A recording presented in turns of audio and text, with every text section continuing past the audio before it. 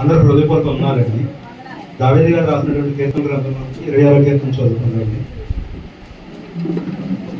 యెహోవా, నేను యథార్థవంతుడినై ప్రవర్తించుచున్నాను, నాకు తీర్పు తీర్చుము. ఏమీయో సందేహింపకుండా యెహోవా యందు నేను నమ్మిక ఉంచి ఉన్నాను. యెహోవా, నన్ను పరిశీలించుము, నన్ను పరీక్షించుము. నా అంతరింద్రియములు నా హృదయంలో పరిశోధించుము. నీ కృప నా కన్నుల ఎదుట నుంచుకొని ఉన్నాను. నీ సత్యమును అనుసరించి నడుచుకుంటున్నాను. పనికి మాలిన వారితో నేను సాంగత్యము చేయను, వేషధారులతో పొందు చేయను. దుష్టులు సంఘము నాకు అసహ్యము, భక్తిహీనులతో సాంగత్యము చేయను. నిర్దోషినని నా చేతులు కడుగుకొందును. యెహోవా, నీ బలిపీఠము చుట్టూ ప్రదక్షిణ చేయుదును. అచట కృతజ్ఞతాస్తుతులు చెల్లింతును. నీ ఆశ్చర్యకార్యములు వివరింతును. యెహోవా, నీ నివాస మందిరమును, నీ తేజ మహిమ నిలుచు స్థలమును నేను ప్రేమించుచున్నాను. పాపులతో నా ప్రాణమును చేర్చుకుము, నరహంతకులతో నా జీవము చేర్చకుము. వారి చేతిలో దుష్కార్యములు కలవు, వారి కుడి చెయ్యి లంచముతో నిండి ఉన్నది. నేను యథార్థవంతుడునై నడుచుకుంటున్నాను. నన్ను విమోచింపుము, నన్ను కరుణింపుము. సమభూమిలో నా పాదములు నిలిపి ఉన్నాను. సమాజంలో యెహోవాను స్తుతించదును. వాక్యం చదివిన సోదరులు వందనాలు. హెచ్కేల్ గారు వచ్చి ప్రార్థన చేస్తారు.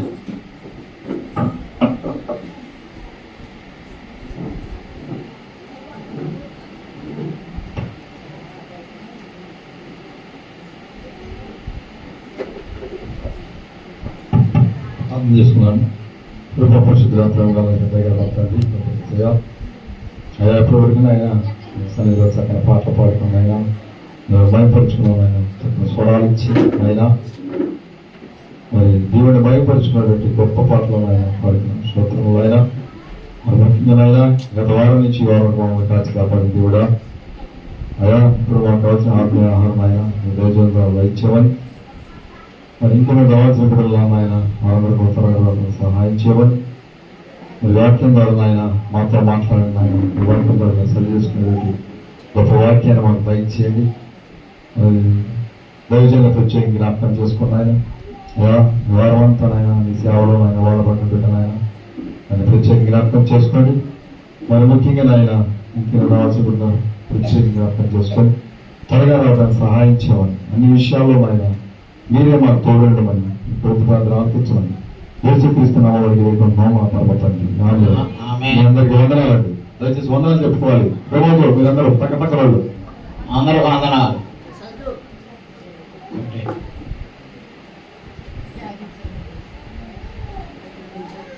రైట్, మీ అందరికీ వందనాలండి. మరి ఈరోజు తండ్రి అయిన దేవుని ఆత్మతో సత్యంతో ఆరాధించుకుందాం. మనం అందరం కూడా ప్రతి ఆదివారం దేవుని సన్నిధిలో కూడుకొని తండ్రి అయిన దేవుని స్తుతిస్తూ కీర్తిస్తూ ప్రభు అయిన యేసుక్రీస్తు వారిని జ్ఞాపకం చేసుకుంటూ మరి మనం క్రీస్తు సంఘంగా దేవుడు మనల్ని నడిపిస్తున్నందుకు దేవునికి స్తోత్రాలు. మీరందరూ ఫాలో అవుతున్నారని నేను నమ్ముతున్నాను. పోయిన ఆదివారం నాడు మనం యేసుక్రీస్తు ప్రభు వారి యొక్క ఆరోహణం గురించి తెలుసుకున్నాం. మనం క్రీస్తు పునరుద్ధానం నుంచి క్రీస్తు పునరుద్ధాన ప్రత్యక్షతలు చూసాం. అలాగే క్రీస్తు ప్రభు యొక్క ఆరోహణం గురించి చూసాం. ఈరోజు ఇక యేసు ప్రభు వారు చివరిసారిగా చేసే ఒకే ఒక కార్యక్రమం ఉంది. అదేంటి అమ్మా? యేసు ప్రభు వారు ద ఓన్లీ థింగ్, ఒకే ఒక పని చేయాల్సి ఉంది ఆయన. అదేంటో ఈరోజు తెలుసుకుందాం, నేర్చుకుందాం. అమ్మా, యేసు ప్రభు వారు చేయాల్సింది, చేస్తానని చెప్పింది, చేస్తానన్నట్లు మిగిలింది ఒకే ఒక్కటి ఉంది. అదేంటిదో తెలుసా? ఏంటిదమ్మా? మీకు ఇచ్చిన పుస్తకాల్లో 21వ పేజీ ఈ బుక్లో, ఈ బుక్ ఉన్నవాళ్ళు 21వ పేజీ చూసుకోండి. పెద్ద బుక్లో అయితే 101వ పేజీ. యేసు క్రీస్తు యొక్క రెండవ రాకడ ఈరోజు మనం యేసుక్రీస్తు యొక్క రెండవ రాకడ గురించి తెలుసుకుందాం. ఏమా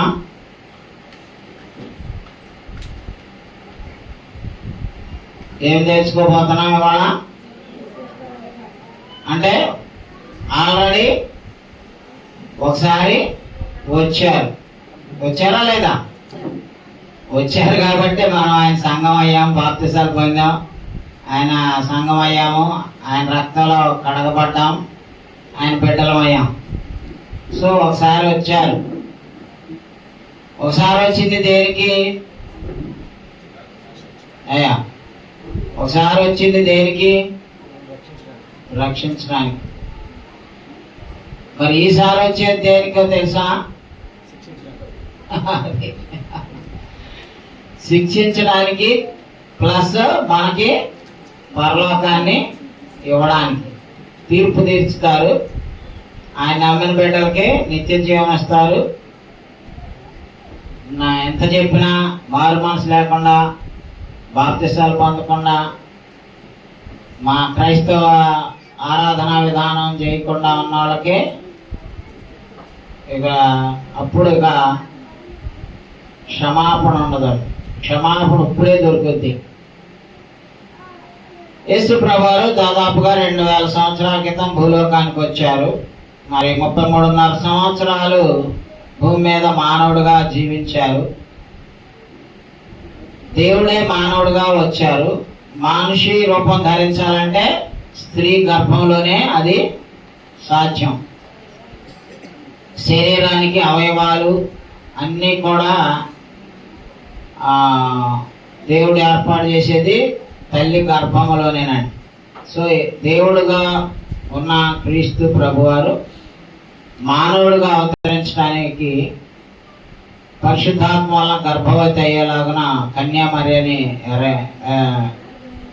ఎలక్ట్ చేసుకొని ఆయన ద్వారా భూలోకానికి వచ్చారు. 33.5 సంవత్సరాలు భూమి మీద జీవించారు. 30 ఏళ్ళ దాకా ఆయన తల్లిదండ్రులకు లోబడి ఉన్నాడు. వడ్రంగం పనిచేశాడు, కార్పెంటర్. 30వ సంవత్సరంలో బాప్తిసం పొందారు. 3.5 సంవత్సరాలు శిష్యులకి ట్రైనింగ్ ఇస్తూ అలా మళ్ళా దేవుడు రాజ్యం సమీపించినది, మారు మనసు పొందండి అని చెప్పి బోధలు చేస్తూ, అద్భుతాలు చేస్తూ, సూచక్రియలు చేస్తూ జీవించారు. ఆనాడు ఉన్న మత ప్రపంచంలో ఉన్నటువంటి లోపాలని ఎత్తి చూపుతూ మరి ఆయన ఎందుకైతే వచ్చారో కార్యం చేయడానికి ఆయన సిద్ధపడ్డారు. మరి ఆయన సిలువేశారు, చనిపోయారు, సమాధి చేశారు, 3వ దినాన తిరిగి లేచాడు. సో ఈ కార్యక్రమం అంతా ఎందుకంటే మనల్ని రక్షించడానికి చేసిన కార్యక్రమం. కాబట్టి ఇక అది ఆ కార్యక్రమం అయిపోయాక తిరిగి లేచాక పరలోకానికి వెళ్ళారు. ఇక మళ్ళీ ఇక రాలేదండి భూమి మీదకి ఇంత మటుకి, కానీ వస్తానని మాత్రం చెప్పారు. ఆ రెండవ రాకడ గురించి మనము ఈరోజు తెలుసుకుందాం. ప్రపంచ చరిత్రలో జరగబోయే ఈ అంశాన్ని గురించి బైబిల్లో ఏమి చెప్పబడిందో చూద్దాం. ఆయన రాకడ యొక్క పర్యవసానాలు ఎలా ఉంటాయో, వస్తే ఏంటి, ఏం జరగబోతుందో ఈరోజు చూద్దాం. క్రీస్తు రెండవ రాకడ యొక్క సమయము ఒక్కడికే తెలుసండి. Only 1 person knows. మత్తయి సువార్త 13:32 చూడండి. యేసు ప్రభువారిని మళ్ళీ ఎప్పుడు వస్తావు, నీ రాకడకి సూచనలు ఏంటి అంటే వాళ్ళతో చెప్తున్నారండి. 13:32. అది విత్తనములన్నిటిలో చిన్నదే కానీ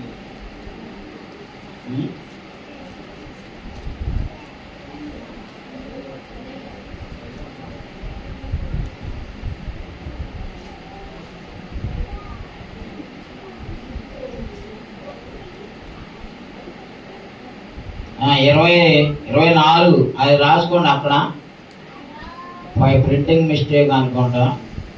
24:36 అండి. మత్తయి సువార్తలోనే 24:36 చూడండి.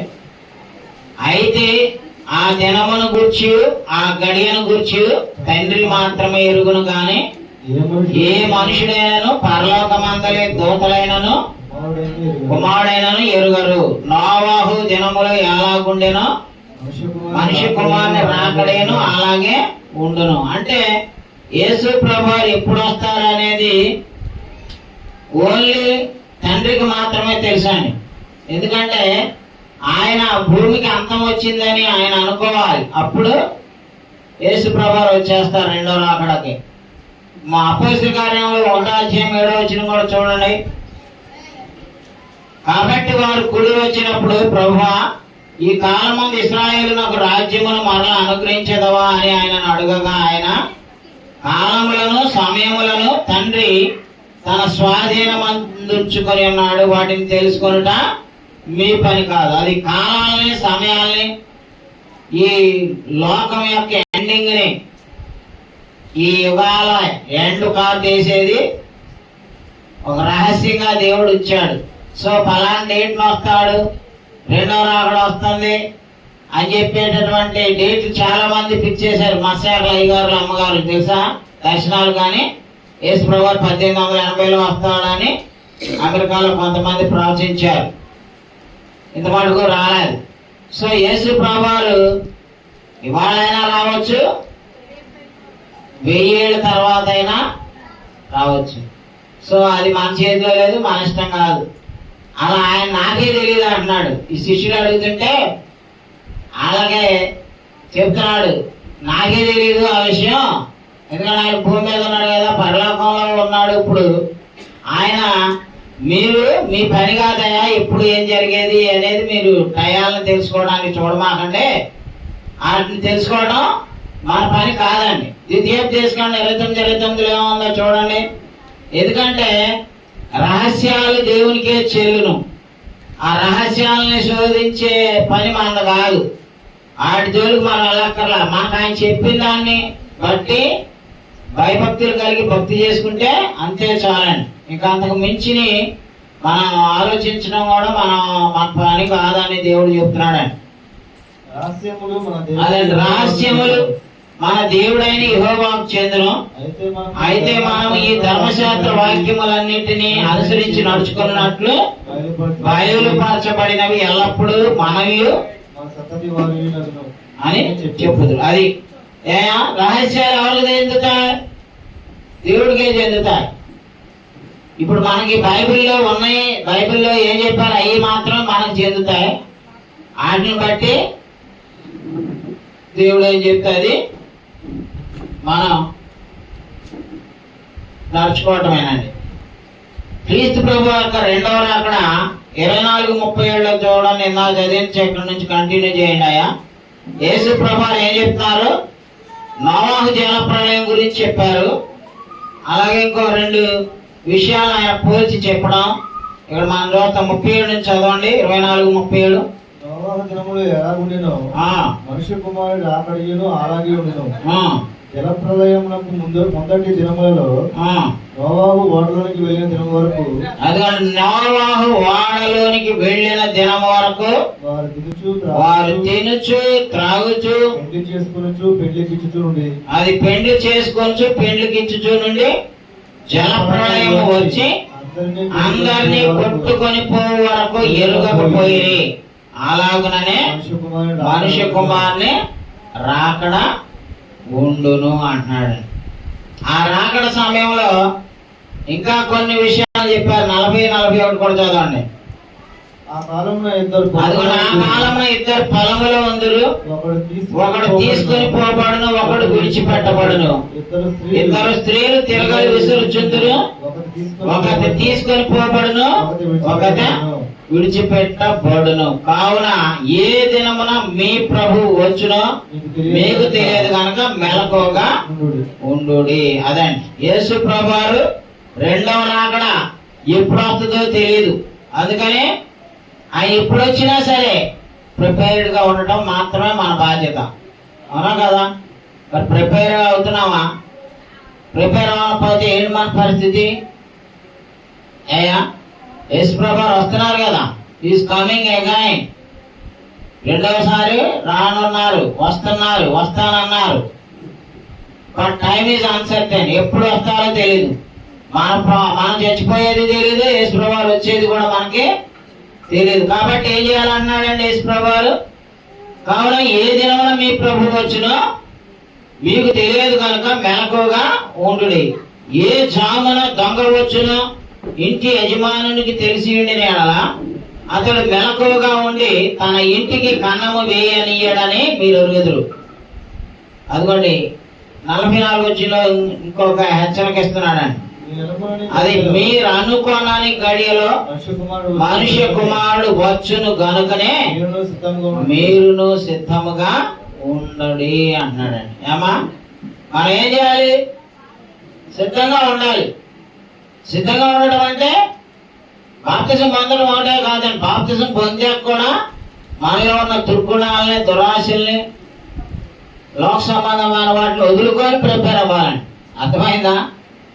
ఒకసారి ఉతుక్కుంటే బట్టలు సరిపోతాయా? పద్దాకు ఉతుక్కోవాలి కదా. మురిగైనప్పుడల్లా ఉతుక్కుంటామా లేదా? అలాగే మన జీవితంలో దేవునికి ఇష్టం లేని పనులు చేసినప్పుడల్లా మారు మనసు పొందాలి, దేవుడి దగ్గర ఒప్పుకోవాలి, క్రీస్తు ప్రభు వారు క్షమించమని అడుగుతూనే జీవించాలండి. అర్థం? సిద్ధంగా ఉండటం అంటే బాప్తిజం అనేది ఇది వన్ టైం సెటిల్మెంట్. అది గత పాపాల క్షమాపణ కొరకు బాప్తిజం. మరి రోజువారీ చచ్చిపోయేదాకా మనం ఏదో పాపం చేస్తూనే ఉంటాం. ఏదో ఒక లోటుపాట్లు ఉంటూనే ఉంటాయి. నోటితో పాపం చేస్తాం, చూపుతో పాపం చేస్తాం, థింకింగ్ తో పాపం చేస్తాం, హోల్ బాడీతో కూడా పాపం చేసే అవకాశము ఉంది. సో వీటన్నిటినీ వన్ బై వన్ తగ్గించుకుంటూ వాక్యం విన్నప్పుడల్లా మనకులో ఏదైతే లోటుపాట్లు అర్థం లాంటి వాక్యం చూపిస్తుందో వాటన్నిటిని మనం ఏం చేయాలంటే ఒకటొకటే కట్ చేసుకుంటూ వెళ్ళాలి. లోకానికి దూరం అవ్వాలి, దేవునికి దగ్గర అవ్వాలి. అందుకే ఈ ప్రేస్ టైం ఇస్తాడండి. మనం బాప్తిజం పొందిన తెల్లారే పరలోకం వెళ్ళలేదు కదా. బాప్తిజం పొందాక ఎన్నేళ్ళు బతకాలి? బతికినంతకాలం we must prepare, we must cleanse, we must correct our selves. మనల్ని మనం కరెక్ట్ చేసుకుంటూ బతకాలండి, కరెక్ట్ చేసుకుంటూ జీవించాలండి. క్రైస్తవ జీవితం అంటే బాప్తిజం అనేది ఒక బిగినింగ్ స్టెప్ అండి. పుట్టడానికి, దేవుని బిడ్డగా పుట్టడానికి ఇది ఇస్ ఫస్ట్ స్టెప్. చాలా మంది బాప్తిజం పొందాక కూడా పాపంలో మునిగిపోయి చెడిపోయిన వాళ్ళు చాలా మంది ఉన్నారు. పెద్ద పెద్ద అయ్యగారులు, పెద్ద పెద్ద గొప్ప దైవజనులే పడిపోయారండి, పాపంలో మునిగిపోయారు. తెలుసా? బాగా చేసిన వాళ్ళే చాలా మంది చెడిపోయిన వాళ్ళు ఉన్నారు. సో బాప్తిజం ఒకసారి పొందితే చాలదండి. బాప్తిజం పొందకపోవడానికి, సంఘంలో రాకపోవడానికి చాలా మంది సంఘంలో ఉన్నవాళ్ళు సరిగా లేరు అని వంక చెప్తారు. ఆడెవడో చెడిపోయినోడు ఉంటాడు సంఘంలో, తప్పుడు పనులు చేసేవాడు. బాప్తిజం పొందాక కూడా మారు మనసు పనులు చేసేవాడు ఉంటారు. వాళ్ళని చూసి ఆమె సంఘంలో బాప్తిజాలు పొందిన వాళ్ళు అంత తినకుండారా, నేను ఇప్పుడే పొందను అంటారు. నువ్వు పొంది నీ జీవితాన్ని నువ్వు కట్టుకోవా, ఎదుటోడి జోలు నీకెందుకు? ఏమా పక్కన వాళ్ళ క్రియలకి నీకు శిక్ష చేస్తారా? ఏమా మాతమ్మ గారు నీకు నా ఆదాయం గారు తప్పులు చేస్తే మాతమ్మ గారు శిక్ష చేస్తాడా దేవుడు? సో నీ శిక్ష నీది, నీ బతుకు నీది, నీ లెక్క నీది. కాబట్టి చాలా మంది దేవుళ్ళు రాకపోవడానికి అదొక వంక చూపిస్తారు. అది తప్పండి. ఎప్పుడు నీది నువ్వు చూసుకో, నువ్వు కరెక్ట్గా ఉండు. నిన్ను చూసి ఇంకోళ్ళు మారుతారు. కాబట్టి ఏ దినాన ప్రభు వస్తాడో తెలియదు కనుక ఏం చేయాలంటున్నాడండి? మీరు సిద్ధంగా ఉండండి అన్నాడండి. ఏమా ఏ జామున దొంగ వచ్చునో ఇంటి యజమానునికి తెలిసి ఉండిన యెడల అతడు మెలకువగా ఉండి తన ఇంటికి కన్నము వేయనీయడని మీరు ఎరుగుదురు. మీరు అనుకోనని గడియలో మనిషి కుమారుడు వచ్చును కనుకనే మీరును సిద్ధముగా ఉండాలి. ప్రతి క్రైస్తవుడు సిద్ధపడాలండి. మన రోజువారీ డైలీ లైఫ్ లో ఉన్న లోటుపాట్లు సరి చేసుకుంటూ సిద్ధపడాలండి. సిద్ధపాటు అనేటందుకే ఈ జీవితం ఇచ్చాడు, ఈ టైం ఇచ్చాడు. యేసు ప్రభువు ఆలస్యం చేసేది కూడా అందుకే. మనలో ఉన్నటువంటి లోటుపాట్లని సరిదిద్దుకోవడానికే దేవుడు మనకి టైం ఇచ్చాడని. కాబట్టి అపోస్తల కార్యములు 1 నుంచి 11 వరకు చూడండి. అపోస్తలుల కార్యాలు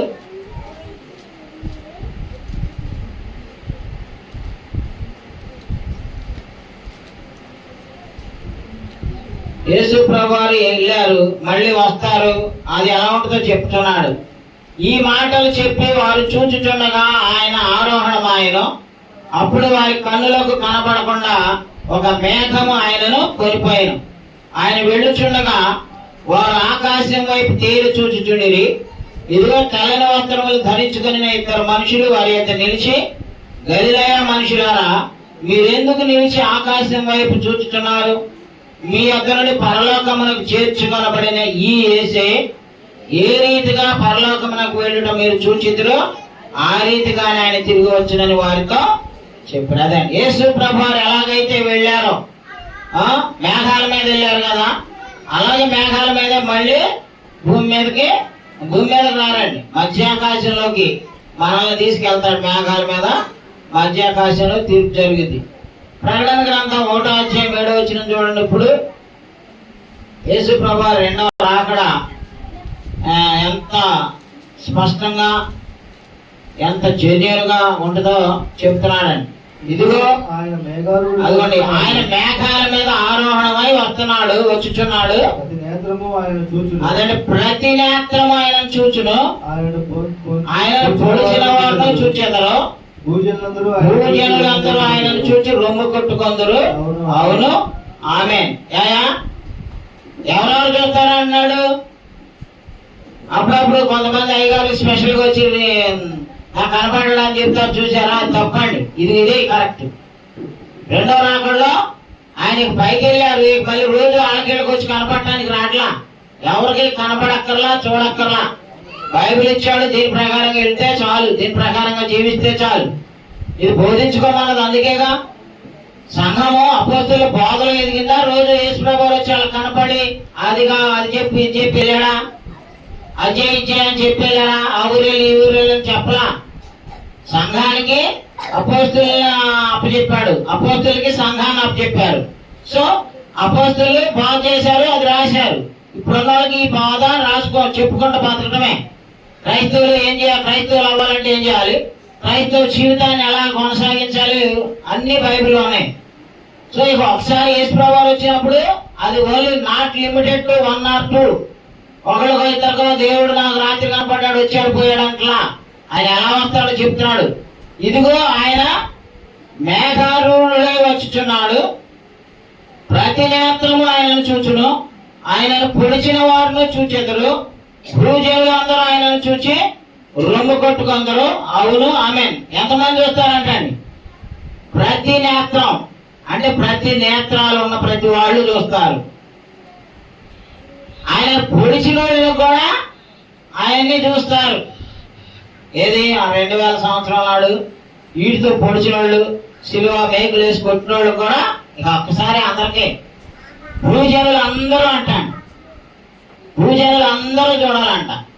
అప్పుడైతే ఓన్లీ యెరూషలేములో, యూదయ, గలిలయ, ఆ సమరయ ప్రాంతాల్లో తిరిగారు. ఓన్లీ కృష్ణా జిల్లా, ఏలూరు జిల్లా, ఎన్టీఆర్ జిల్లా, ఇలా 3 జిల్లాలాగా ఉంటాయండి. యూదయ, సమరయ, గలిలయ అనే ప్రాంతాలు, ఈ 3 జిల్లాలే. పెద్ద జనమే ఉంటారు అక్కడ తిరిగాడు 3.5 సంవత్సరాలు వాళ్ళకి. కానీ ఈసారి వచ్చేటప్పుడు మాత్రం అందరికీ ఒకేసారి కనపడతారు. ఏమంటున్నాడండి? అక్కడ ఉన్న ప్రతి మాట చాలా అమూల్యమైనది. ప్రతి నేత్రము ఆయనను చూచును. ఆయన మేఘారూఢుడై వస్తారు, అంటే మేఘాల మీద ఆసీనుడై వస్తారు. ప్రతి నేత్రం ఏం చేస్తండి? ఆయనను చూచును, ఆయనను పొడిచిన వారును చూచేదరు, భూజనులందరూ చూచేదరు. అది భూజనులందరూ ఏం చేస్తారంట? ఆయనను చూచి రొమ్ము కొట్టుకుందరు. అమ్మో, ఇంత గొప్ప దేవుడు మేము నమ్ముకోలేకపోయామే అని చెప్పి ఈ లోకంలో ఉన్నాయి కోట్లాది ప్రజలు ఏం చేస్తారు? గుండెలు బాదుకొని చేస్తారు. యేసు ప్రభు గురించి ఎంత చెప్పినా, ఎంతమంది చెప్పినా మేము నమ్మలేదు, బాప్తిసం పొందలేదు, బాప్తిసం పొందిన జీవితాన్ని సరిగా జీవించలేదు, సిద్ధపడలేదు అని ఏడుస్తూ ఉంటారు. అందరూ చూస్తారంటే అండి, ఒకసారి కొందరికే కనపడ్డండి. కొంతమంది మత్స్యాకుల్లో ప్రార్థన చేస్తారు, ప్రభువా నాకు కనపడు, అందరికి కనపడని ప్రార్థన చేస్తారు. ఆ సంఘంలో అందరూ అదే గోళం. కొత్తగా నీకు కనపడటానికి, నీకు ఒక్కొక్కరు కనపడటానికి కాదు. అది అందరికీ కనపడతాడు ఇక రెండోసారి వచ్చినప్పుడు. ఎవరికో స్పెషల్ కాదండి, ఎవరు స్పెషల్ కాదు. అందరూ బైబిల్ నమ్మాలి, అందరూ బైబిల్కి విధేయత చూపాలి, వాక్యానుసారంగా జీవించాలి. యేసు ప్రభువు కనపడటమంటూ కనపడితే అందరికీ ఆయన పొడిసిన వాళ్ళకు కూడా కనపడతారు అన్నమాట. తర్వాత మత్తయి వార్త 16:27 చూడండి. మత్తయి వార్త 16:27. మనిషి కుమారుడు తన తండ్రి మహిమ గలవాడై తన దూతలతో కూడా రాబోచున్నాడు. అప్పుడు ఆయన ఎవరి క్రియలు చొప్పున వానికి ప్రతిఫలం ఇచ్చును. అది యేసు ప్రభువు ఏం చేస్తున్నారండి? మహిమ గలవాడై తన దూతలతో కూడా వస్తున్నాడు. ఎస్, ఆయన ఫస్ట్ సారి వచ్చినట్టుగా కన్యామరి గర్భంలో ప్రవేశించి అన్నోటీస్డ్ గా ఏ విధమైనటువంటి ఆరపాటం లేకుండా సింపుల్ గా నిరాడంబరంగా ఏమీ తెలియని ఒక అమాయకురాలైన కన్యకకు జన్మించి మరి ఆ పశువుల తక్కువ పొరలు పెట్టబడి సామాన్యుడిగా పెరిగాడండి. సెకండ్ టైం అలా ఉండదండి. రెండో రాకడ అంత సింపుల్ గాను ఎవరో గుర్తించలేని విధంగా ఉండదండి. సెకండ్ టైం రెండో రాకడ ఎలా ఉండదంటే మహిమ గలవాడే, తన తండ్రి మహిమ గలవాడే తన దూతల్ని కూడా తన పరివారంతో కూడా తన మహిమనంతా రివీల్ చేసుకుంటూ వస్తాడు. అసలైన యేసుక్రీస్తుని అప్పుడు చూపిస్తాడు. ఇప్పుడు ఆయన సిలువ వేయబడి చనిపోయి సమాజబడి వెళ్ళిపోవడం ఇవన్నీ చాలా మందికి ఆయన చాలా నార్మల్ పర్సన్ లాగా భావిస్తున్నారు. అందుకే అసలైనటువంటి ఆయన్ని సెకండ్ కమింగ్ లో మనం చూస్తాం, రెండో రాకడలో. అందుకే చెప్తున్నాడు మనిషి కుమారుడు తన తండ్రి మహిమ గలవాడే తన దూతలతో కూడా రాబోచున్నాడు. అప్పుడు ఆయన ఎవరి క్రియలు చొప్పున వానికి ఫలం ఇచ్చును అంటున్నాడండి. ఆ తర్వాత 2 దశలోనికాయలు 1:7 చూడండి. 2 దశలోనికాయలు 1:7.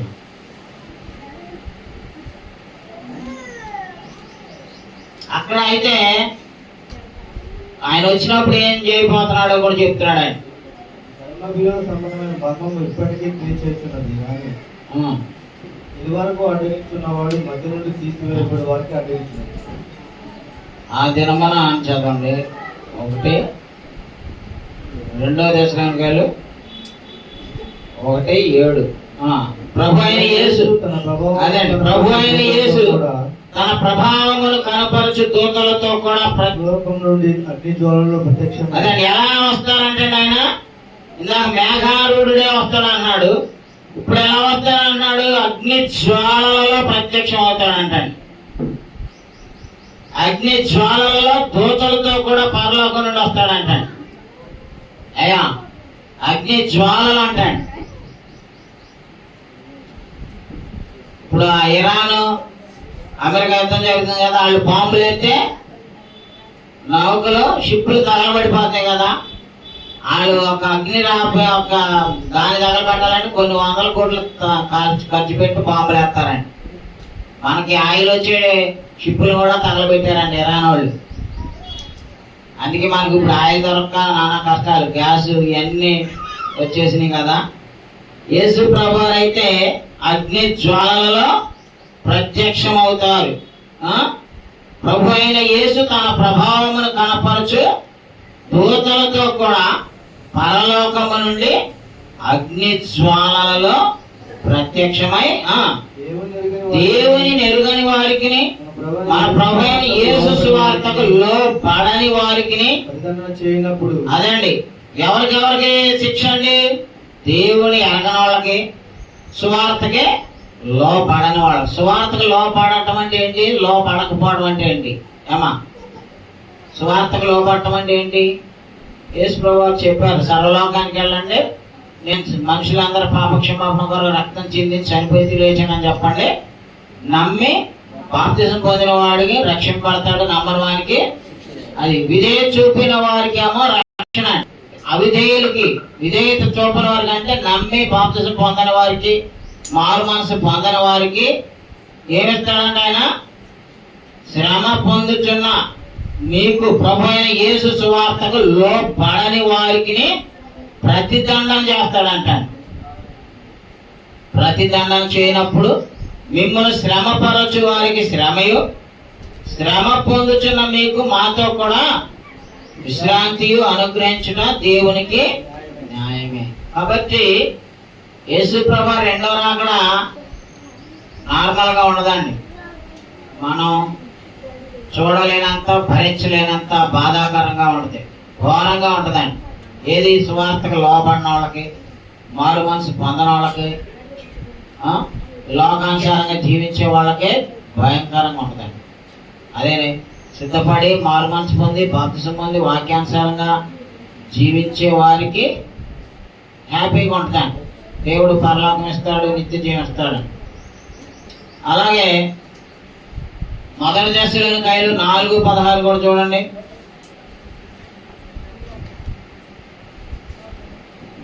ఆర్భాటముతోను ప్రాణభూత శబ్దముతోను దేవుని బోరతోను పరలోకం నుండి ప్రభు దిగొచ్చును. క్రీస్తునందు మృతులైన వారు మొదట లేతురు. అదే యేసు ప్రభు ఎలా వస్తారండి? ఆర్భాటముతో వస్తారు, ప్రధాన దూత శబ్దంతో వస్తాడు, దేవుని బోర కూర్తా ఉంటారు. అప్పుడు పరలోకం నుండి ప్రభువు దిగి వస్తారండి. కాబట్టి ప్రభు యొక్క రాకడ ఎలా ఉంటుందో చెప్పాడు. ఆ రాకడ యొక్క నేచర్ ఎలా ఉంటుందో మొదటి దశలోనికాయలోని 5వ అధ్యాయం 2-3 వచనాలు చదవండియా. రాత్రి వేళ దొంగ ఎలాగూ వచ్చునో అలాగే ప్రభు దినము వచ్చినని మీకు బాగుగా తెలియను. లోకులు నెమ్మదిగా ఉన్నది, భయమేమీ లేదని చెప్పుకొనిచుండగా గర్భిణీ స్త్రీకి ప్రసవ వేదన వచ్చినట్లు వారికి ఆకస్మికముగా నాశనము తటస్థించును గనుక వారు ఎంత మాత్రమును తప్పించుకొనలేరు. అదే అయ్యా 2 ఉదాహరణలు ఇచ్చాడు ఇక్కడ. యేసు ప్రభువారు వచ్చే టైం ఎవరికీ తెలియదండి. ఆ స్వభావం, రాకడ స్వభావం ఎలా ఉంటుందంటే ఎవరు ఊహించిన టైంలో వస్తాడండి. అంతా బాగానే ఉంటుంది అనుకుంటాం, బట్ సడన్ గా జరిగిపోద్ది యేసు ప్రభువారు రాకడ. అది చాలా హారిబుల్గా ఉంటుంది. సో ఈలోగానే సిద్ధపడాలి, మారు మనసు పొందాలి, బాప్తిసం పొందాలి, క్రీస్తులో మనం క్రీస్తు స్వరూపంలోనికి మార్చబడాలని. అందుకే 2 ఉదాహరణలు చూపించాడు. రాత్రి వేళ దొంగ ఎలాగ వచ్చునో అలాగే ప్రభు దినం వచ్చునని 1వ ఎగ్జాంపుల్. 2వ ఎగ్జాంపుల్ ఏంటి? లోకులు అనుకుంటారంటే నెమ్మదిగా ఉన్నది, భయమేమీ లేదని చెప్పుకొనిచుండగా గర్భిణీ స్త్రీకి ప్రసవ వేదన వచ్చినట్లు వారికి ఆకస్మికముగా నాశనము తటస్థించు. గర్భిణీ స్త్రీకి ప్రసవ వేదన ఎప్పుడు వచ్చింది ఎవరికన్నా తెలుసా అండి? ఆ డేట్ ఇస్తారు, డెలివరీ డేట్. ఒక వారం ముందైనా జరగచ్చు, ఒక వారం వెనకాలైనా జరగచ్చు. సో వీ డోంట్ నో ఎప్పుడు ప్రసవ వేదన వచ్చిందో, బిడ్డ ఎప్పుడు పడతాడా అనేది. అర్థమైనా? కాబట్టి యేసు ప్రభు రాకడ 2 రకాలైనటువంటి ఉదాహరణలతో పోల్చబడింది. ఆయన రాకడ స్వభావం ఎలా ఉంటుందండి? గర్భిణీ స్త్రీకి ప్రసవ వేదన ఎలాగా తెలియకుండా ఇప్పుడు అంత బాగానే ఉంటుంది అనిపిస్తే గర్భిణీ ప్రసవ వేదన వచ్చేస్తాండి. కాబట్టి మీ అందరికి తెలుసు కదా అమ్మా, ప్రసవ వేదన గర్భిణీ స్త్రీకి ఎప్పుడు వస్తావో మీకు తెలుసా? తల్లులు ముందు రెడీ చేసుకొని కూర్చుంటారు. ఎప్పుడు హాస్పిటల్కి వెళ్ళాల్సి అప్పుడు డెలివరీకి తీసుకెళ్ళాలని ముందే. ప్రైవేట్ హాస్పిటల్లో అయితే 50 ఏళ్ళు రెడీ చేసుకొని కూర్చోవాలి కదా. ఆపరేషన్కి నార్మల్ కానుపు కూడా తల్లులు ముందే, పిల్లల ప్రెగ్నెంట్ వచ్చిందంటే తల్లులు ముందే రెడీ చేసుకొని కూర్చోవాలి. గవర్నమెంట్ ఆసుపత్రిలో ఫ్రీగా చేస్తారు, అది మనకు నచ్చదు. మనం వేరు వదిలించుకుంటే కానీ అప్పుడు హాయిగా ఉంటుంది. వాళ్ళకి వీళ్ళకంటే తెలివై జ్ఞానవంతులండి, కానీ అక్కడ కాదు. మన డబ్బులు వదిలించుకుంటే సమ్మగా ఉంటుంది అనమాట. అలాగే డబ్బులు ఇస్తే 2 ఏళ్ళు 3 ఏళ్ళు గవర్నమెంట్ వాళ్ళు కూడా బాగానే చేస్తారు. మా జస్టిన్ గవర్నమెంట్ ఆసుపత్రిలోనే పుట్టాడండి. మా అమ్మాయి కూడా ఏదో నార్మల్ చిన్న హాస్పిటల్కి తీసుకెళ్ళాం. ఇక్కడైతే 50 ఏళ్ళు వదిలిస్తారని విజయవాడ తీసుకెళ్ళాం. సో గర్భిణీ స్త్రీకి ఎప్పుడు ప్రసవ వేదన వచ్చిందో ఏ తల్లికి తెలియదు, ఏ డాక్టర్కి తెలియదు. అలాగే యేసు ప్రభు రాకడ కూడా ఉంటుందండి. ఉండదా? రెండో రాకడ కూడా అలాగే ఉంటుంది. కాబట్టి జాగ్రత్త. అంటే దీని అర్థం ఏంటి? గర్భిణీ స్త్రీ గురించి ఆలోచించమని చెప్పలే ఇక్కడ. యేసు ప్రభు రాకడ గురించి జాగ్రత్త పడమని చెప్తుంది. అమ్మా, ఈ పోలిక, ఈ ఎగ్జాంపుల్ దేనికి ఇచ్చాడంటే, నీకు నాకు తెలియని అనూహ్యమైనటువంటి టైంలో యేసు ప్రభు వస్తారు కాబట్టి బీ ప్రిపేర్డ్, సిద్ధంగా ఉండడానికి చెప్తున్నాడు ఈ ఉదాహరణలో. అలాగే లోకాసు వార్త 21:34 చూడండి. లోకాసు వార్తలో కూడా చెప్పారు యేసు ప్రభు తన రాకడ గురించిన ఉదాహరణలు. 21:34. మీ హృదయములు ఒకవేళ తిండి వలనను, మత్తు వలనను, ఐహిక విచారముల వలనను మందముగా ఉన్నందున ఆ దినము అకస్మాత్తుగా మీ మీదకి గురి వచ్చినట్టు రాకుండా మీ విషయమై మీరు జాగ్రత్తగా ఉండు. అయ్యా ఏం చెప్తున్నాడు? ఎలా ఉండాలంటండి? మీ హృదయాలు ఒకవేళ తిండి వలనను, మత్తు వలనను, ఐహిక విచారముల వలన మందముగా ఉన్నట్లయితే ఆ దినము ఎలా వచ్చిందంటండి? అకస్మాత్తుగా మీ మీదకి ఊరి వచ్చినట్లు రాకుండా మీ విషయమై మీరు జాగ్రత్తగా ఉండు. యేసు ప్రభు రెండో రాకడ గురించి ఇంత వాక్యాలు వింటూ కూడా ఇంకా మారు మనసు లేని వాళ్ళు, ఇంకా బాప్తిసాలు పొందేవాళ్ళు పొందట్లేదంటే మీ ఆత్మను మీరే నరకానికి పంపించుకుంటున్నట్టు. ఒకవేళ ఇవాళ యేసు ప్రభు ఇవాళే వచ్చాడు అనుకోండి, ఇవాళ సిద్ధపడిన వాళ్ళు, బాప్తిసాలు పొంది రక్షణ పొందిన వాళ్ళు ఏమవుతారండి? ఖచ్చితంగా అగ్నిగుండంలో ఉంటారు. మీరు అగ్నిగుండంలోకి వెళ్ళకూడదనే మేము పద్దాకా బాప్తిసాలు పొందండి, సిద్ధపడండి అని చెప్పేది. అయ్యా అవునా? యేసు ప్రభు ఇవాళే వస్తే ఏంటి పరిస్థితి? వచ్చి కూర్చొని నిద్రపోయి నీరసం మొహం వేసుకొని కూర్చొని చూడటం వెళ్ళటమేనా? తలకాయలు ఉండటమేనా? మరి మార్పేది స్టెప్ తీసుకోవాలి, నిర్ణయం తీసుకోవాలి. పోయిన ఆదివారం కదా ఎంబీబీఎస్ చదివి కుర్రోడు బాప్తిసం పొందాడు, డాక్టర్ నెంబర్ 1, మంచి మెరిట్ క్యాండిడేట్, ఆదర్శం. మరి మీరెందుకంటే నిర్ణయం తీసుకోలేకపోతున్నారు? యేసు ప్రభు ఇన్ని వాక్యాలు ఎందుకు చెప్తున్నారు? మన మీద కంట యేసు ప్రభు రెండో రాకడ అకస్మాత్తుగా వచ్చి పడిద్దంట, ఊరు వచ్చినట్లుగా వచ్చిందంట. అయ్యా సిద్ధపడాలవుతా? మరి ఇంకెందుకు లేటు? ఇంకెందుకు? సిద్ధపడండి, మారు మనసు పొందండి, బాప్తిసాలు పొందండి. సిద్ధపడకపోతే యేసు ప్రభు ఇవాళే రావచ్చు. సిద్ధపడన్నారనుకో మీరు హాయిగా పరలోకం ఉంటారు.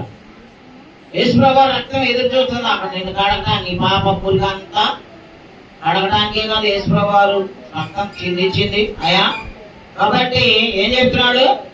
మీ హృదయములు ఒకవేళ తిండి వలన, మత్తు వలన, ఐహిక విచారముల వలన మందముగా ఉన్నందున ఆ దినము అకస్మాత్తుగా మీ మీదకి ఊరు వచ్చినట్టు రాకుండా మీ విషయమై మీరు జాగ్రత్తగా ఉండు. ఆ దినము భూమి అందంతటా నివసించి వారందరి మీదకి అకస్మాత్తుగా వచ్చేస్తాడు. అది రెండో రాకడ అనేది అందరి మీదకి ఒకసారి వచ్చేస్తుంది. యేసు ప్రభు రెండోసారి రావడం అనేది సీక్రెట్ గా ఆడకేళ్ళకి ఒకసారి వచ్చి, ఆడకోసారి ఏళ్ళకోసారి వచ్చి వెళ్ళడాన్ని అకస్మాత్తుగా అందరి మీదకి వచ్చేస్తాయి. రెండో రాకడ అన్ని ఖండాల వాళ్ళ మీదకి వచ్చేస్తాయి, ప్రపంచంలో ఉన్న ప్రతి జీవి మీదకి వచ్చేస్తుంది. కాబట్టి ఉరి వచ్చినట్లు రాకుండా మీ విషయమై మీరు అదేమో భూమి అంతటా నివసించే వారందరి మీదకి అకస్మాత్తుగా వచ్చును. కాబట్టి మీరు జరగబో వీటి నెలను తప్పించుకొని మనుష్య కుమారుని ఎదుట నిలవబట్టకు శక్తి గలవారగునట్లు ఎల్లప్పుడూ ప్రార్థన చేయొచ్చు, మెలకువగా ఉండు అని చెప్పినదండి. అయ్యా ఈ జరగబోతున్నాయి. సో ఈ జరగబోతున్నటువంటి వీటిని తప్పించుకోవాలంటే చాలా అలర్ట్గా ఉండాలి, ప్రార్థన చేస్తూ మెలకువగా ఉండాలి. మన జీవితంలో ఏమైనా లోటుపాట్లు ఉంటే సరి చేసుకుంటూ, డిఫెక్ట్స్ ఉంటే కరెక్షన్ చేసుకుంటూ వెళ్ళాలండి. ఈ పుస్తకం ప్రింట్ చేయడానికి ముందు 2-3 సార్లు దీన్ని కరెక్షన్ చేస్తామండి. ఎన్నిసార్లు చేసినా ఏదో తప్పు ఉండదు. మళ్ళీ ఏ ప్రింటింగ్ మిస్టేక్ తెలుసా? ఒక పుస్తకానికే మీ ముందు ప్రింట్ చేసి ఇవ్వాలంటే ఎన్నో తప్పులు కరెక్షన్ చేయాలి కదా. అలాంటిది మన జీవితం చచ్చిపోయేదాకా ఎన్నో తప్పులు ఉంటాయండి. అటల్ని అట్టా పెట్టుకొని పేరుకుపోతూ ఉంటే నువ్వు నరకానికి వెళ్తావు, నేను నరకానికి వెళ్తా అంటే రెక్టిఫై చేసుకుంటూ తప్పులు దిద్దుకుంటూ ఏమా వాటిని సరి చేసుకుంటూ వెళ్ళాలండి. దేవుని వాక్యం అందుకేనంటుంది, తప్పు దిద్దుటకును నీతి యందు శిక్ష చేయుటకును దేవుని వాక్యము పరిశుద్ధ వాక్యం దేవుడు మనకి ఇచ్చాడండి. సో వాక్యం మనల్ని ఎందుకు వినమన్నాడు, ఎందుకు వస్తున్నాం? కేవలం యేసు ప్రభువారి యొక్క రాకడకు సిద్ధం చేయడానికేనండి బోధలని. అలాగే 2 పేతురు 3:10 చదవండియా. 2 పేతురు 3:10. అయితే ప్రభు దినము దొంగ వచ్చినట్లు వచ్చును, ఆ దినమున ఆకాశములు మహాధ్వనితో గతించిపోవును, పంచభూతములు మిన్నటమైన వేండ్రముతో లయమైపోవును, భూమి దాని మీద ఉన్న కృత్యములను. ప్రభు దినం ఎలా ఉంటుందంటండి? దొంగ వచ్చినట్టుగా వస్తాడు. గర్భిణీ స్త్రీకి ప్రసవ వేదన ఎలాగుంటుందో అలాగుంటది. కానీ క్రీస్తు ప్రభు వారి యొక్క రెండో రాకడని చాలా మంది ఏం చేశారు తెలుసా? అపహసించారు, లెక్క చేయలేదు. అక్కడే చూడండి 3వ అధ్యాయంలో 3వ వచనం 4వ వచనం. అంత్యదినములలో అపహాసకులు అపహసించుచు వచ్చి తమ స్వకీయ దురాశల చొప్పున నడుచుకొనుచు ఆయన రాకడను గూర్చిన వాగ్దానం అన్నారు. ఇంకా రాలేదా అని అంటే అపహసిస్తారంట. ఆయన రాకడను గురించి వాగ్దానం ఏమాయను మొదలుకొని సమస్తమును సృష్టి ఆరంభమునన్నట్టే అని చెప్పుదని మొదట మీరు తీసుకోవాలి. అంటే ఎప్పటి నుంచో ఉంది కదా, 7,000 సంవత్సరాల నుంచి గిట్టే ఉంటది. యేసు ప్రభువు వస్తారు, భూమిని దాని మీద కృత్యాలు కాల్ చేస్తారని మీరు చెప్తారేంటని అపోస్తలులు కూడా ఎగతాళి చేస్తున్నారంట. కానీ వీళ్ళు ఎగతాళి చేసినంత మాత్రం యేసు ప్రభువు రాకుండా ఉంటాడా? అది సత్యం. ఇప్పుడు 8 నుంచి చదవండి 12 దాకా. సంగతి మర్చిపోకుడి, అది ఒక సంగతి మాత్రం మర్చిపోకూడదండి. ఏమనగా ప్రభు దృష్టికి ఒక దినము 1000 సంవత్సరములు 1000 సంవత్సరములు. అదండి యేసు ప్రభువు ఇంత లేట్ చేయడానికి అర్థం ఏంటో తెలుసా? కారణం ఏంటో తెలుసా? 1000 సంవత్సరాలు ఆయనకి ఓన్లీ 1 డే. మన 1000 తరాలు గడిచిపోయినా యేసు ప్రభువు దృష్టికి ఎన్ని రోజులతో సమానం అంటండి? 1 రోజేనంటే. ఆయన ఇప్పుడు 2000 సంవత్సరాలు కదా, 26లో ఉన్నాం, 2 రోజులు ఆయన దృష్టికి. అందుకే రాట్లా. అదే ఆయన వస్తే ఎలా ఉంటుంది? ఆశీర్వాదం అనే మంచి పాట పాడండి. అదే ఆ రోజు యేసయ్య ఉగ్రత రోజు. ఆ పాట ఎంత అద్భుతమైన మీనింగ్ ఉందో తెలుసా? పాత పాటల్లో ఉంటాయి, భయంతో రాశారు పాత పాటలు రాసినోళ్ళు. ఇప్పుడు రాజులు అందరూ పనికిమాల ఉత్సాహం ఆర్పాటం కోసం రాస్తున్నారు, మీనింగ్ ఉండట్లా. ఎంత చక్కని పాట అండి అది. నేను ఎప్పుడో చిన్నప్పుడైనా ఆశీర్వాదం సిఎస్ఐలు మంచి లీడర్ అండి. మిస్ జనవరి 1 వస్తే రంగులు కట్ చేయడం అన్నీ చేసుకునేవాడు. ఆయన టాలెంట్ ఒక బయటికి తీసాడు ఇవాళ. అదే ఆ రోజు యేసయ్య. మరి ఆ రోజు తట్టుకోగలమా? తట్టుకోవాలంటే నువ్వు రక్షణ పొందుతున్నావు అంటే మంచి పని. రక్షణ పొందలేదు, అందులో మంచి వచనాలు ఉన్నాయి. అకాయది పంపి అన్న ఎవరు అది తీసుకురా. అందులో మంచి వచనాలు ఉన్నాయి. ఏంటంటే వాటికి వచ్చేసరికి మనం ఎలా సిద్ధపడాలో చెప్తున్నారండి. ఆ పాటలో ఉన్నటువంటి వాళ్ళ లక్షణాలన్నీ మనం ఏం చేయాలంటే మార్చుకోవాలండి. యేసు ప్రభువు వచ్చేసరికి సిద్ధపడాలండి. యేసు ప్రభువు వస్తున్నారని చెప్పి వీళ్ళు ఏం చేస్తున్నారు? అపహసిస్తున్నారంట.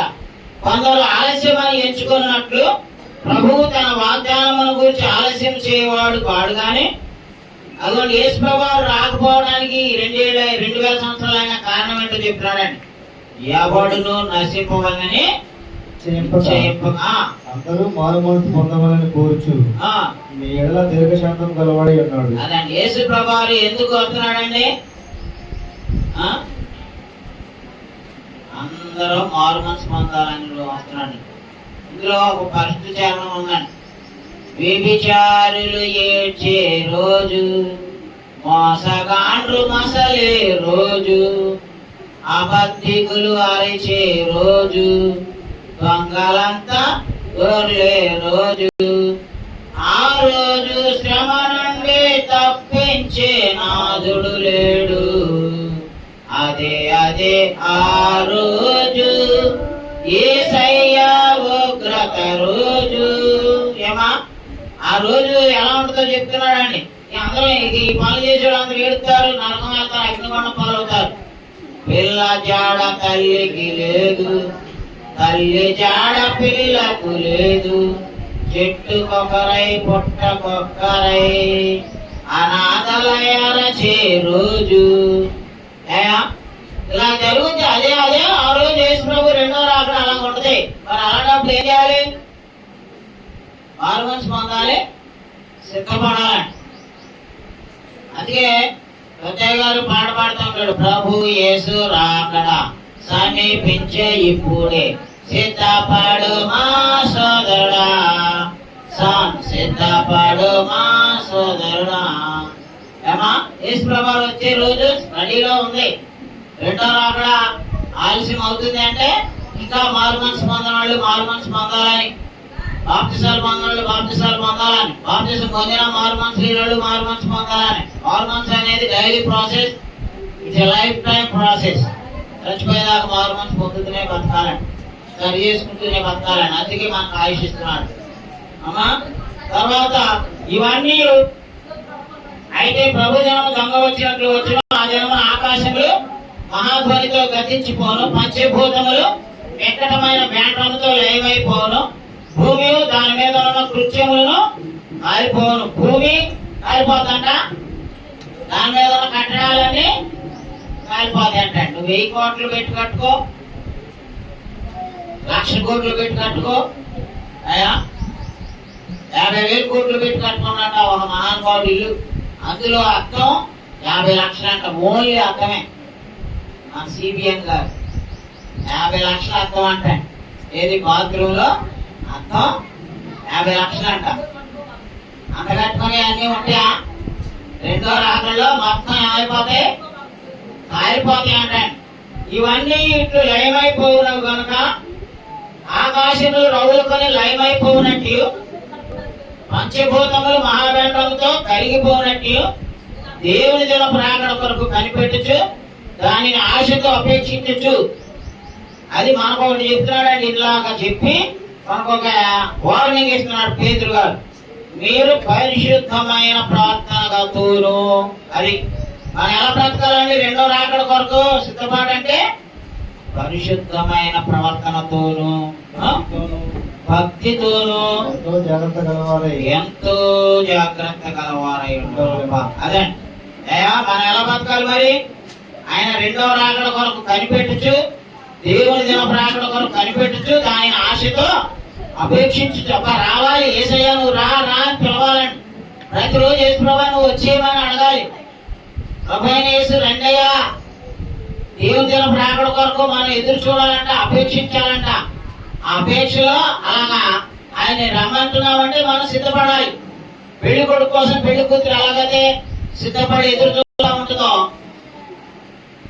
క్రైస్తవుడు కూడా తన జీవితాన్ని సిద్ధం చేసుకుని పరిశుద్ధ ప్రవర్తనతోనూ భక్తితోనూ ఆయన రాకడ కొరకు ఎదురు చూడాలంట. మీరు పరిశుద్ధమైన ప్రవర్తనతోనూ భక్తితోనూ ఎంతో జాగ్రత్త గలవారై ఉండవలను. అయినను మనం ఆయన వాగ్దానం బట్టి క్రొత్త ఆకాశముల కొరకును క్రొత్త భూమి కొరకును కనిపెట్టుచున్నాము, వాటి యందు నీతి నివసించుతాయి. అది తర్వాత ఆ రాకడలో జరగబోయే ఇంకో విషయాన్ని మనం చూసుకున్నాం. 1 కొరింథీ 15:51 చూడండి. చకచక ముగించేద్దాం, మనకు టైం అవుతుంది. అంటే మీరు అందరూ 10కి వచ్చారండి, 12 దాకా మరి వాక్యం చెప్పాలి. లెక్క అయితే నేను కొంచెం మీరు లేటుకు వచ్చినా నేను నా టైంని నేను కుదించుకుంటున్నాను. చూడండి 15:51. ఇదిగో మీకు ఒక మర్మము తెలుపుచున్నాను, మనమందరము నిద్రించము గాని నిమిషంలో ఒక రెప్పపాటున కడబోర మోగగానే మనమందరము మార్పు పొందుదము. బోరం రోగులు అప్పుడు మృతులు అక్షయులుగా లేపబడుతురు, మనము మార్పు పొందుదము. క్షయమైన ఈ శరీరము అక్షయతను ధరించుకొనవలసి ఉన్నది, మధ్యమైన ఈ శరీరము అమర్త్యతను ధరించుకొనవలసి అదండి. ఉన్నది. కడపడి పూరం రోగగానే మనమందరం ఏమవుతామండి? మార్పు పొందుతామండి. ఒక రెప్పపాటులో. అయ్యా రెండో రాకుల్లో మనం అందరం కూడా బతుకున్నాం అనుకో, ఈ శరీరాలనే మార్చేస్తాడు.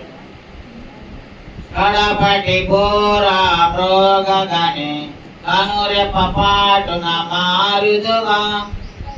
ఏమా ఆయన రాకుల్లో కనురెప్పపాటులో జరుగుతాయి ఇవన్నీ.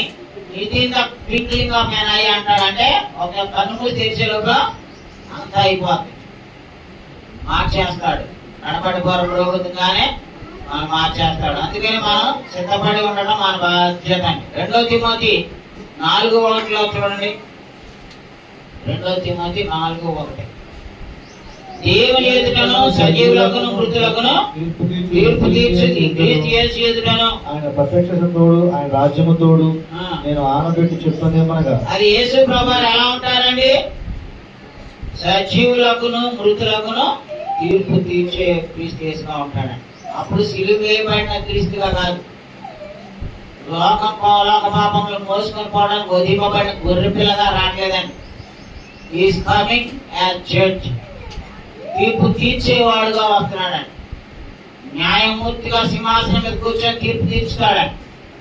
ఆయన మనల్ని తీర్పు తీర్చడానికి వస్తున్నాడండి. తర్వాత అపోస్తలుల కార్యం 17:31 చూడండి. దానికి రిలేటెడ్ వర్స్ అది కూడా. యేసు ప్రభువారు రెండవ రాకడలో తీర్పు తీర్చుతారండి.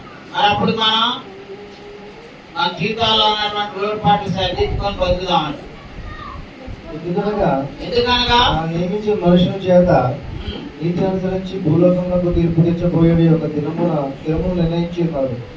మృతుల నుండి ఆయన లేపినందున దీని నమ్ముటకు అందరికీ ఆధారం యేసు ప్రభువారు తీర్పు తీర్చే రోజు ఏదండి?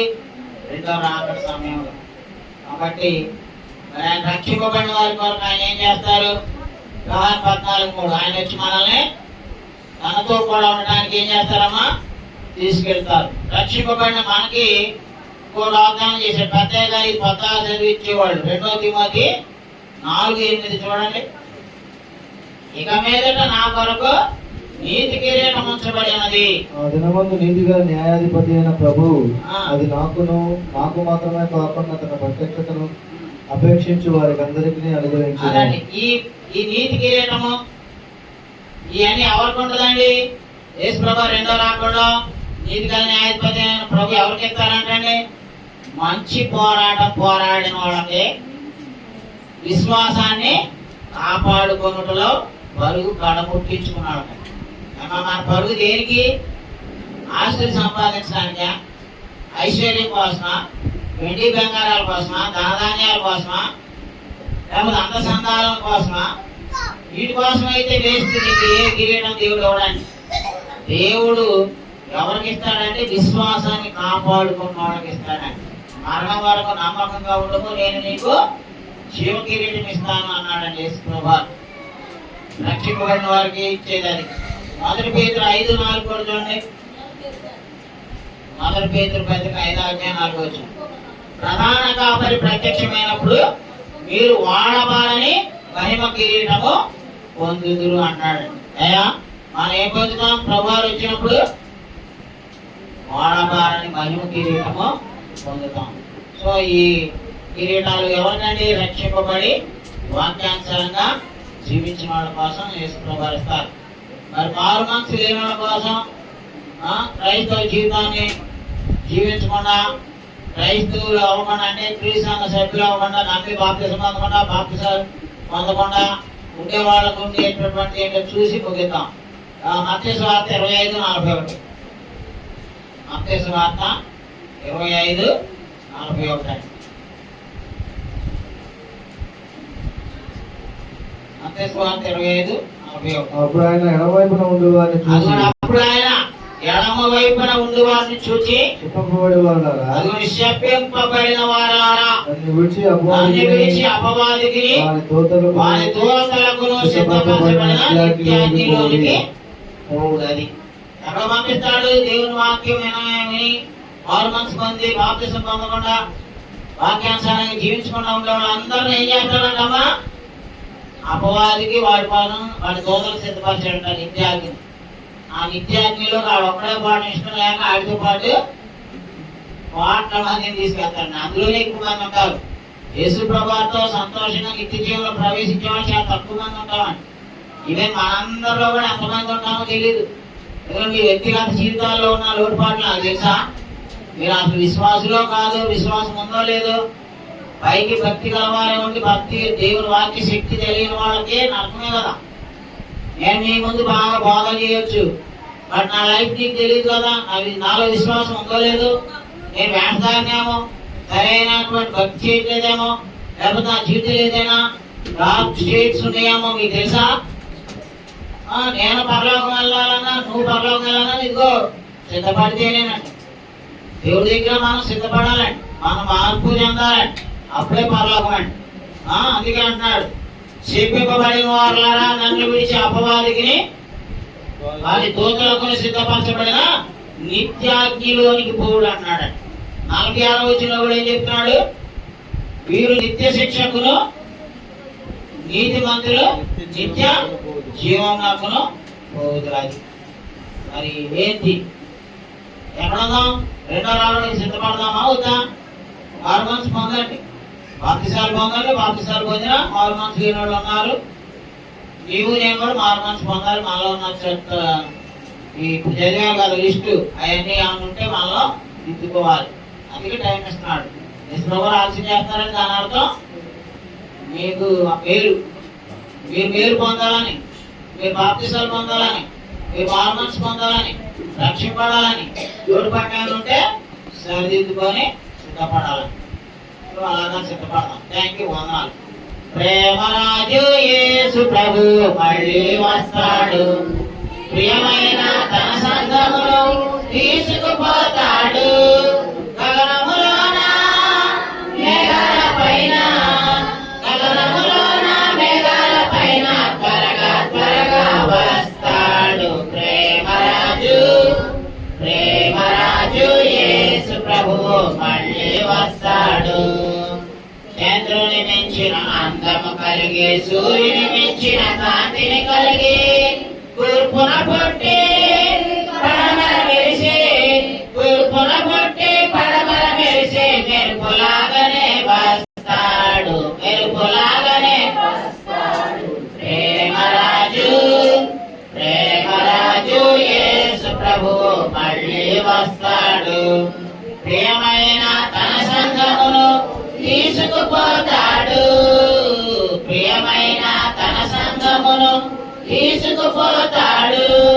గగనములోన మేఘాల పైన, గగనములోన మేఘాల పైన త్వరగా త్వరగా వస్తాడు. ప్రేమరాజు